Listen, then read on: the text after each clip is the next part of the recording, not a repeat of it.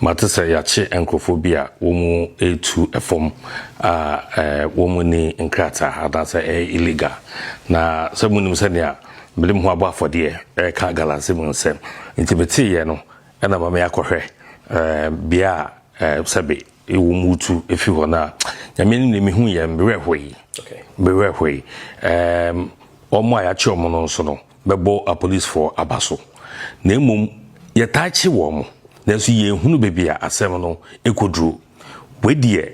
miankasa medimani edi akire de di kan because last year November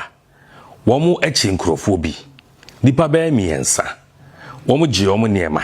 se niema womu de beka saa